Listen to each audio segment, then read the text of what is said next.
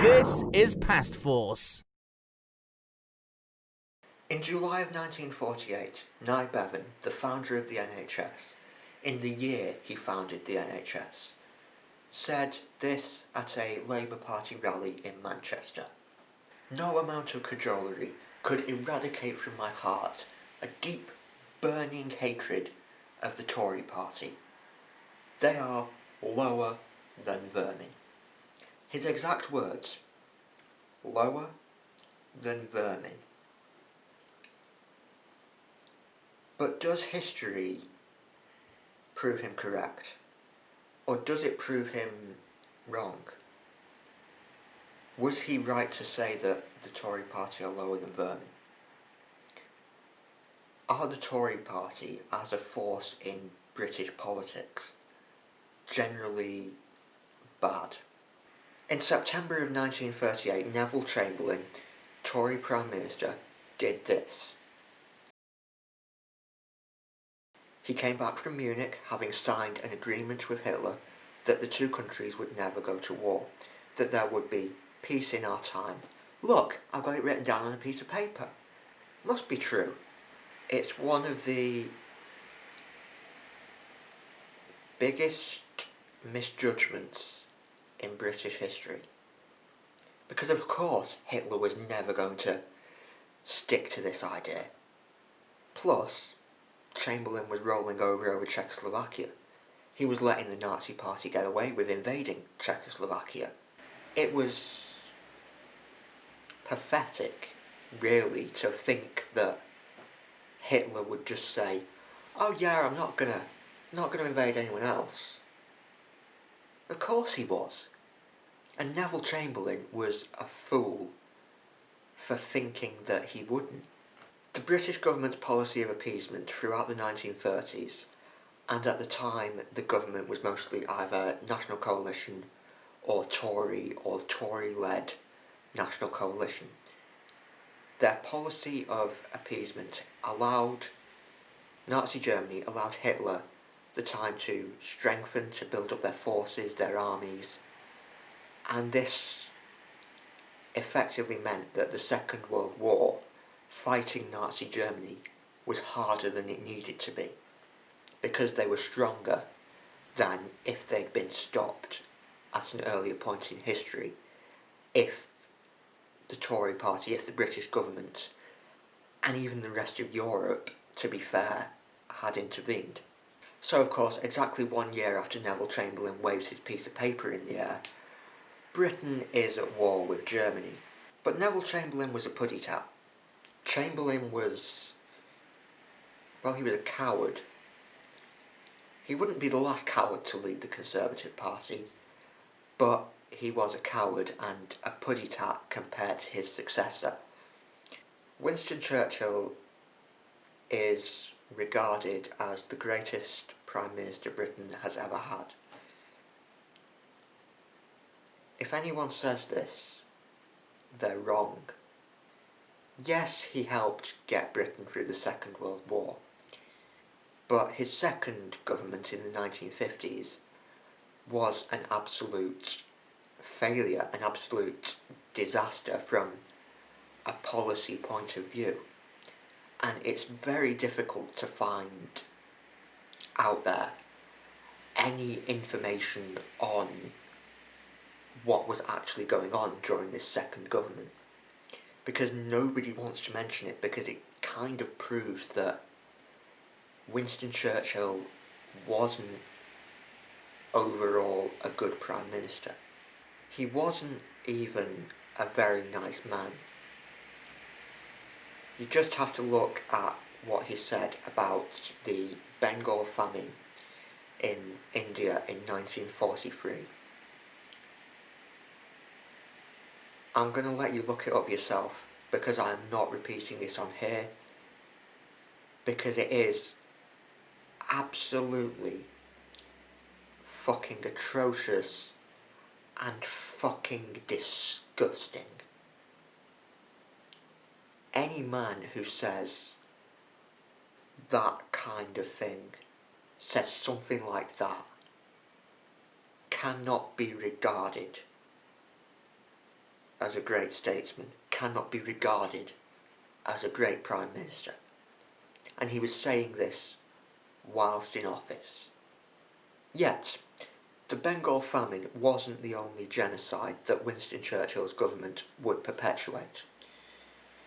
During his second time in office in the 1950s, he perpetuated another in Kenya. This is commonly known as the Mau Mau Uprising, and it was a revolt against British imperialism, British rule in Kenya. What the British authorities did initially was to suspend the civil liberties of Kenyan nationals. They absolutely stripped them of their rights. And as if stripping them of their rights wasn't bad enough, they imprisoned them in concentration camps and they tortured them. They tortured them, they beat people. They were absolutely evil. They would cut people's ears off. They would pour petrol over them and set fire to them. They would beat them. They literally tortured people. The British authorities in Kenya, under a Tory government, beat people, tortured people, killed people. It was so bad that even the Nazis would blush at some of the tortures the British used in Kenya in the 1950s. Even a high-ranking Gestapo torture master would blush at what they were doing. It was even remarked at the time by the British Attorney General in Kenya that the tortures the British were using were reminiscent of the Nazi Party, reminiscent of what the Nazis were doing. And then he suggested more legal methods of torture. I'm not joking. The Attorney General in Kenya, the British Attorney General, said, "Oh, this torture, it's like what the Nazis were doing.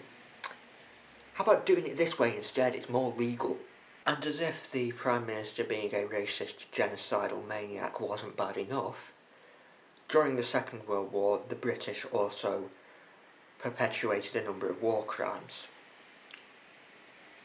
For instance, in 1941, they helped the Soviet Union to illegally invade Iran, which was neutral at the time. There was also more torture of POWs, of prisoners, this time in London in something called the London Cage. Yes, they were torturing prisoners of war right in the heart of London. And I think we all know about the bombing of Dresden as well, which, again, another war crime. The British during the Second World War, under the government of Winston Churchill, were really no better than the Nazis. In 1955, Winston Churchill, who was about 80 at this point, and arguably far too old to be Prime Minister anyway, well past his prime, still a racist genocidal maniac, he has a stroke. And because of this, he is left unable to govern, he is incapacitated, and he has to resign. He is followed by Anthony Eden, who is also well past his peak, thanks to a botched stomach operation earlier in the 1950s. And he spends most of his time as Prime Minister high on Benzedrine, which is a form of amphetamine. Eden doesn't last long. He's only Prime Minister for 2 years. But in that time, he manages to orchestrate one of the most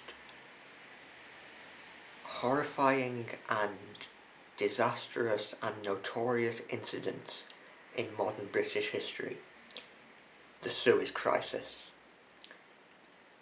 He orchestrates a conspiracy between France, Israel and the UK to invade Egypt and to take control of the Suez Canal, which has been nationalised by Abdel Nasser, the Prime Minister of Egypt. They call this Operation Musketeer. But very quickly, within a week of the invasion, the British and the French are forced to withdraw thanks to the Soviet Union and America coming together and saying, "Whoa, what are you doing? Stop, this is an illegal invasion." Overall, Suez was an attempt to shore up declining imperialist policy at a time when the British and French empires were in serious decline, when they were shrinking, when they were effectively at the end of their life. They were shoring up imperialist assets. Worse is what Eden actually said about Egyptian Premier Abdel Nasser. It's horrifying that a British leader could say something like this. It's something that Donald Trump might say. What's all this nonsense about isolating Nasser? Or neutralising him, as you call it? I want him destroyed. Can't you understand? I want him murdered. I don't give a damn if there's anarchy and chaos in Egypt. You can imagine Donald Trump saying that, right? I want him murdered. I want him destroyed. It's straight out of the Donald Trump playbook. Britain should have known that their time as an imperialist power was over. But Eden, like any imperialist, refused to acknowledge the truth and tried to assert imperial dominance in the Middle East. The conspiracy between Britain, France and Israel leaked. It became known that there was a conspiracy, and Eden, along with Foreign Secretary Selwyn Lloyd, who helped mastermind the whole plan, lied to Parliament. They covered it up, and even the Observer newspaper at the time said, "They're covering this up, they're lying to Parliament."